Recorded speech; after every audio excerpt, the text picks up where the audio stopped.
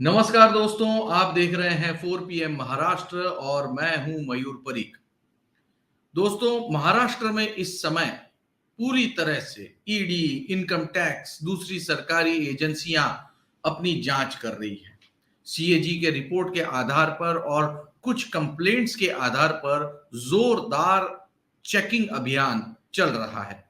Complaint करने वालों में बीजेपी के नेता किरीट सोमैया से लेके सामान्य नागरिक और आरटीआई एक्टिविस्ट भी शामिल हैं। इन सारी कंप्लेंट्स के आधार पे ईडी ने जो भी रेड की है उसमें कुछ चौंकाने वाले तथ्य इस समय बाहर आ रहे हैं।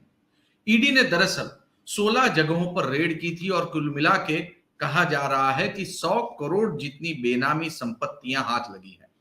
इसमें से सबसे ज्यादा संपत्ति जो है बीएमसी के एडिशनल कमिश्नर जायसवाल, संजीव जायसवाल के पास से सबसे ज्यादा संपत्ति मिली है। दरअसल ये नाम और इसी अधिकारी के यहां पे जो रेड हुई ये अपने आप में एक चौंकाने वाला विषय है। ये रेड क्यों हुई, इसका असर क्या होगा, कौन कौन इससे प्रभावित होंगे, ये सारी बात का हम विश्लेषण करेंगे। लेकिन सबसे पहले हम ये जान लेते हैं कि आखिर संजीव जायसवाल के घर पे, ऑफिस पे, सब जगह पे जो रेड हुई उसमें ईडी को क्या मिला। जो पूरी की पूरी सूची हाथ में आई है उसमें यह कहा गया है कि 13 लाख रुपए कैश, 15 करोड़ रुपए की फिक्स डिपॉजिट। ये फिक्स डिपॉजिट संजीव जायसवाल की धर्मपत्नी के नाम की है और संजीव जायसवाल का यह कहना है कि ये 15 करोड़ रुपए उनकी धर्मपत्नी को उनके ससुराल की तरफ से, यानी कि उनकी धर्मपत्नी के परिवार की तरफ से मिले हुए हैं, जिसके लिए पत्नी के नाम पे फिक्स डिपॉजिट की हुई है। जाहिर सी बात है उनकी धर्मपत्नी कोई अरबपति खानदान से आती होगी, तब जाके 15 करोड़ रुपए स्त्री धन के रूप में मिला। जो जानकारी मिल रही है उसके हिसाब से मड आइलैंड में आधे एकड़ की जमीन एडिशनल कमिश्नर साहब के नाम पर है। इसके अलावा 34 करोड़ रुपए की प्रॉपर्टीज मिली है। ये जो पूरी की पूरी रेड हो गई उसमें कुल मिला के 12 मोबाइल जब्त हुए हैं। 16 जगहों पे रेड हुई थी और रेड जिनके यहाँ पे हुई वहां पे कई सारे ऑफिसर्स हैं, एजेंट हैं, सप्लायर हैं, कॉन्ट्रैक्टर हैं। सूची बहुत ज्यादा लंबी है। तो दोस्तों, आखिरकार ईडी को कुछ न कुछ ऐसा मिल ही गया जिसकी बदौलत वो ये साबित कर सके कि उन्होंने जो भी रेड की वो बिल्कुल सही कदम उठाया और उनकी जांच सही दिशा में आगे बढ़ रही है। दरअसल राजनीति के गलियारों में चर्चा कुछ अलग है। राजनीति गलियारों में इस प्रकार की चर्चा है कि मुंबई महानगर पालिका का चुनाव अब कुछ ही दिनों में होने जा रहा है, ऐसी संभावना सबसे ज्यादा है। बारिश के बाद हाईकोर्ट में आखिरी सुनवाई होने वाली है जिसकी डेट ऑलरेडी पड़ चुकी है और इस डेट में चुनाव करने के लिए हरी झंडी पूर्ण रूप से मिल सकती है। अगर सब कुछ सही रहा तो अक्टूबर नवंबर में मुंबई महानगर पालिका के चुनाव होना तय है। ऐसे में लगभग पिछले 27 सालों से मुंबई महानगर पालिका पर उद्धव ठाकरे यानी शिवसेना जो है उसका दबदबा रहा है, उनका मेयर रहा है। बात यह है कि शिवसेना की जड़ें मुंबई महानगर पालिका में इतनी गहरी है कि एक एक अफसर भी जो रिक्रूट किया गया है वो कहीं ना कहीं शिवसेना का कर्ज है उसके सर पर, ऐसा उसे लगता है। हम अगर देखेंगे तो बीएमसी के अंदर हजारों की संख्या में एम्प्लॉइज हैं, लगभग 36,000 से ज्यादा।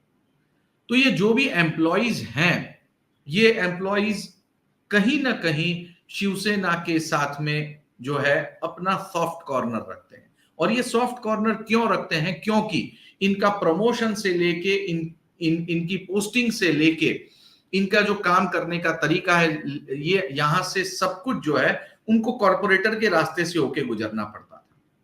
और कॉर्पोरेटर सबसे ज्यादा मुंबई महानगर पालिका में किसके होते थे? तो भाई शिवसेना के होते थे। मेयर किसका होता था? शिवसेना का होता था। तो जाहिर सी बात है जब किसी कर्मचारी को, चाहे वो सफाई कर्मचारी हो या फिर वो वाटर डिपार्टमेंट का कर्मचारी हो, वो ड्राइवर हो या फिर वो ऊपरी स्तर का अधिकारी हो, ये सभी कोई कॉरपोरेटर्स के साथ, मेयर्स के साथ कहीं ना कहीं जो है अच्छे रिलेशन रखते थे।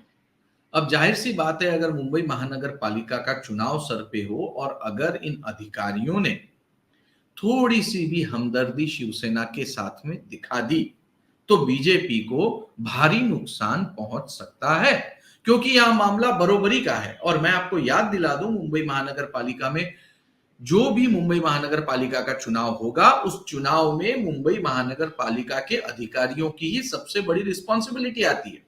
रिस्पॉन्सिबिलिटी चुनाव कराने की, आयोजन की और तमाम तरीके की। ऐसे में इन छोटी छोटी बारीकियों को याद रखते हुए अब ये तो मुश्किल है कि हर आदमी को किस तरह से डराया जाए, धमकाया जाए या अपने कब्जे में लिया जाए। तो सबसे आसान रास्ता यही है कि यहां पे जो सबसे ऊंचे ओहदे पे आदमी बैठा हुआ हो, उसके यहां रेड की जाए ताकि पूरे मामले में सन्नाटा फैल जाए। बिल्कुल, सन्नाटा फैलाना यही इसका सबसे सीधा और इस समय का मकसद दिख रहा है। इसकी सबसे बड़ी वजह यह है कि महाराष्ट्र में बीजेपी की और शिंदे गुट की सरकार आने के बाद 1 साल तक ऐसी कोई जांच नहीं हुई जो अब तक किसी न किसी नतीजे तक पहुंचती या कहीं ना कहीं आगे बढ़ती। ये तो उद्धव ठाकरे ने घोषित कर दिया कि भैया 1 जुलाई से हम जो है अब प्रचार विधिवत रूप से शुरू कर रहे हैं। ऐसे में बीजेपी और शिंदे गुट की सेना जागरूक हुई और 24 घंटे के अंदर रेड हो गई। तो जब इस तरह की रेड हो जाती है तो जाहिर सी बात है, पूरा का पूरा जो नौकरशाह वर्ग है, कर्मचारी हैं, उनको कहीं ना कहीं डर लगता है। नौकरी सबको अपनी प्यारी है और जब एक बार जांच शुरू होती है, मोबाइल में चैट होते हैं, मोबाइल के ग्रुप्स होते हैं, तो उन सबको जाएगी नोटिस, सबको पूछताछ के लिए बुलाया जाएगा। कईयों को बताया जाएगा कि भैया आप अपनी संपत्ति दिखाइए। एक बार एक वार्ड के अंदर, एक डिपार्टमेंट में एक अधिकारी को अगर जांच के लिए बुलाया जाए तो पूरा का पूरा डिपार्टमेंट चुप हो जाता है, सन्नाटा फैल जाता है। यही तो वो कर रहे हैं। देखिए, सूरज, जिसके यहाँ पे सूरज चौहान, जिनके यहाँ पे रेड हुई, सूरज चौहान के ऊपर रेड करने का सबसे सीधा इंपैक्ट शिव सैनिकों पर क्या होता है?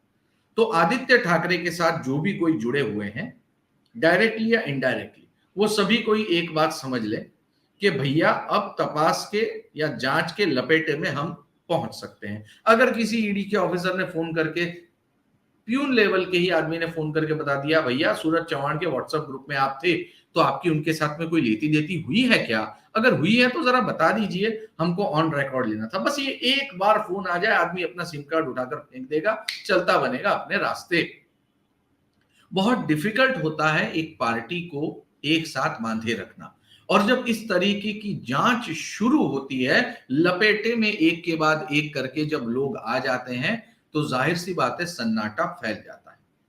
और इसीलिए यही जो जांच ईडी की हुई, जिसमें ईडी को 100 करोड़ की संपत्ति मिली, ये इनफ है, सन्नाटा फैलाने के लिए ये इनफ है। और इस तरह की रेड आने वाले दिनों में जारी रहेगी। इसके ये कानूनी रूप से चाहे कहीं पर भी पहुंचे, चाहे संजीव जायसवाल सस्पेंड हो या ना हो, ये सब बात की बात है।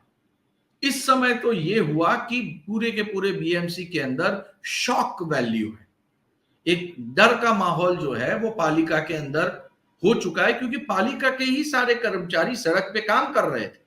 उन्होंने कहीं ना कोई बिल दिया होगा। अब जब जांच होगी और बिल में गड़बड़ी हुई हो या ना हुई हो, एक बार चार्जशीट में या इंक्वायरी में आपका नाम लग गया तो आपका प्रमोशन तो गया, आप सभी तरह से फंसना जो है वो शुरू हो जाएंगे।